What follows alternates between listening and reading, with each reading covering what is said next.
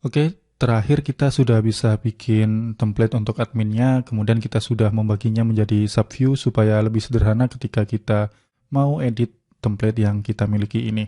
Nah, berikutnya mungkin kita akan lebih fokus ke pembuatan halaman admin terlebih dulu untuk manajemen user, untuk manajemen penulis, manajemen bukunya. Nah, kali ini kita akan buat untuk autentikasinya terlebih dulu ya. Jadi defaultnya di Laravel, kalau kita lihat di migration itu sudah ada tabel untuk users ini sebagai data usernya untuk menyimpan data user ya. Kemudian kita juga udah pakai package Laravel permission. Nah, di sini untuk Laravel permission kita bisa lihat dia juga generate beberapa tabel yang bisa kita gunakan untuk membedakan admin atau user biasa nantinya. Nah, pertama kita fokus untuk bikin autentikasinya terlebih dulu. Jadi kita akan generate dengan out scaffolding yang sudah kita pelajari di materi basic Laravelnya ya. Jadi kita akan balikin ini ke awal terlebih dulu. Jadi seperti ini untuk view-nya ini kita gunakan welcome ya. Jadi kita balikin ke welcome seperti ini, kemudian kita refresh. Nah, di sini kita punya tampilan Laravel seperti yang default atau seperti awalnya tadi. Nah, di sini untuk generate, tentunya kawan-kawan juga sudah tahu bagaimana caranya ya. Seperti yang sudah kita pelajari di materi basicnya atau konsep Laravelnya. Kita bisa gunakan PHP Artisan, make out seperti ini. Nah, authentication scaffolding generated successfully seperti itu. Nah, di sini kita bisa lihat ada dua root baru yang di-generate dari perintah tersebut. Nah, di sini kita bisa lihat di halaman web kita refresh di sini, maka muncul link untuk register dan login. Nah, kita bisa lakukan register usernya seperti ini, misalnya Amirul, terus kemudian emailnya misalnya amirul@perpus.test karena kita gunakan ini ya, perpus.test.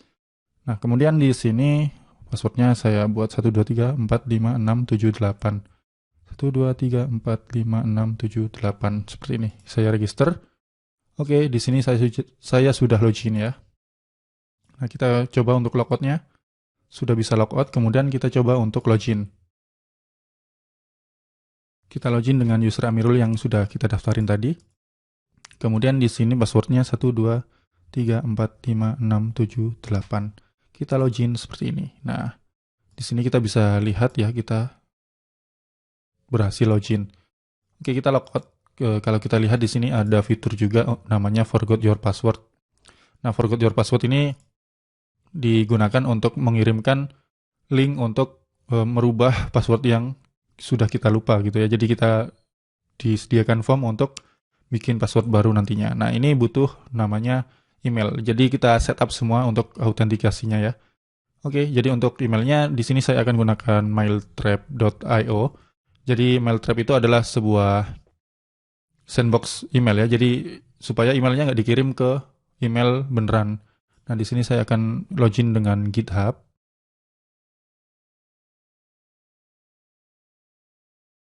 Oke, saya login. Oke, lalu di sini saya punya demo inbox ya. Oke, di sini ada beberapa tes yang pernah saya pakai, mungkin bisa saya hapus terlebih dulu. Oke, emailnya sudah saya hapus dan di sini kredensial yang bisa kita gunakan untuk berkirim email tersebut. Nah, di sini ada username. Di sini kita copy, kita masuk ke env. Oke, kita masuk ke bawah dan di sini kita paste untuk username-nya. Kemudian di sini kita copy juga, kemudian kita paste juga untuk passwordnya. Kemudian untuk TLS-nya ini opsional ya. Jadi di sini kita bikin null seperti ini juga tidak masalah. Nah, lalu kita coba untuk jalankan fungsi ini ya. Amirul@perpus.test. Kita send password reset link. Kita coba untuk kirimkan email untuk reset passwordnya. Nah, di sini di demo inbox sudah masuk ya. Penerimanya adalah amirul@perpus.test. Nah, seperti itu. Kemudian pengirimnya hello@example.com. Nah, ini masih kurang sesuai ya, nanti kita benerin juga. Oke, penerimanya amirul@perpus.test. Kemudian di sini reset passwordnya nggak jalan, file not found. Nah, ini karena larinya ke localhost ya, padahal website yang kita bangun di sini purpose.test. Nah, ini bisa disesuaikan dengan konfigurasi masing-masing dari punya kawan-kawan. Oke, nah di sini saya akan sesuaikan dengan sekalian untuk pengirimnya ya. Jadi di sini untuk nama aplikasinya misalnya Purpose, kita rubah sekalian namanya. Kemudian untuk app URL-nya ini bisa kita sesuaikan dengan yang kita miliki. Misalnya saya tadi purpose.test. Kalau kawan-kawan pakai localhost dengan port 8000, maka di sini tulis saja localhost dengan port 8000. Kemudian untuk emailnya di sini nggak ada ya, nggak disediain untuk merubah value dari pengirimnya. Nah, itu bisa dilihat pada config mail.php ini. Kita cari ke bawah. Nah, from-nya itu ada di sini. Nah, untuk merubahnya, kita bisa gunakan variabel ini, mail from address. Nah, defaultnya kan hello@example.com, kemudian name-nya example seperti itu. Nah, di sini kita bisa copy ke env yang kita miliki. Nah, di sini kita bisa paste ya, mail from address misalnya admin@purpose.test. Lalu di sini kita copy juga nama pengirimnya. Mail from name. Ini variabel yang harus kita copy ke env ya. Seperti ini, kita isi misalnya admin purpose. Seperti ini. Oke, mungkin ini udah cukup ya. Kita coba jalankan fitur ini lagi. Amirul@purpose.test. Oke, pack expired, kita refresh. Amirul@purpose.test. Nah, ini email saya kelebihan T ya. Nggak apa-apa, itu cuma email bohong-bohongan juga sih. Nah, ini we have emailed your password resetting. Nah, di sini kita bisa lihat reset passwordnya dari admin purpose, emailnya admin@purpose.test. Nah, reset password ini kita bisa klik. Kemudian kita diberikan form seperti ini untuk merubah passwordnya. Misal saya rubah jadi 8765431, kebalikannya ya. 8765431. Kita reset. Dan di sini setelah reset password kita diberikan feedback bahwa password kita sudah di reset. Lalu di sini saya akan coba logout. Lalu saya login dengan password yang lama ya, 123456778. Maka harusnya error. Nah, di sini not found ya, jadi credentialnya nggak cocok. Kalau kita gunakan 8765431 login, maka berhasil login.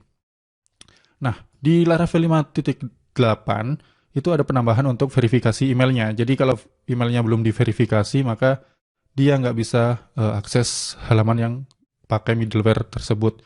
Nah, kita bisa tambahkan atau implementasikan sekaligus ya. Jadi di sini kita masuk ke model user.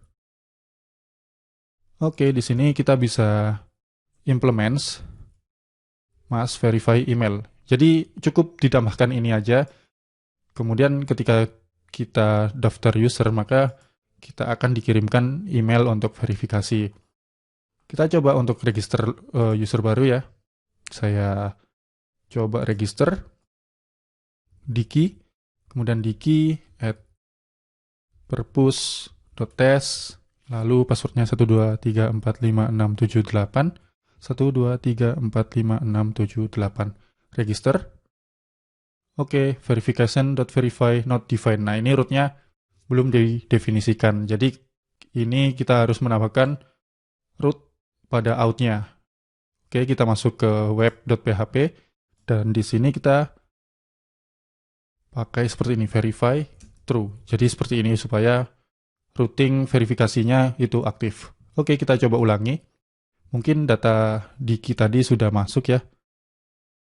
Oke, Diki sudah masuk datanya, jadi kita bisa coba dengan user lain, misalnya edo, terus edo@purpose.test, lalu kemudian di sini 123456778, 123456778, register. Kita tunggu karena ini kirim email ya. Nah, di sini you are logged in. Nah, oke. Jadi di sini dikirimkan email untuk verifikasi emailnya. Nah, verifikasi email itu bisa dilihat pada field email verified at ini. Kalau dia masih nol berarti dia belum diaktifkan atau belum diverifikasi untuk emailnya. Nah, cara ngetesnya kita bisa gunakan middleware untuk mencegah user masuk ke halaman home ini kalau dia belum aktivasi atau verifikasi emailnya. Caranya kita tinggal tambahkan middleware aja di sini. Ini cuma untuk percobaan aja ya. Jadi middleware-nya namanya verified seperti ini.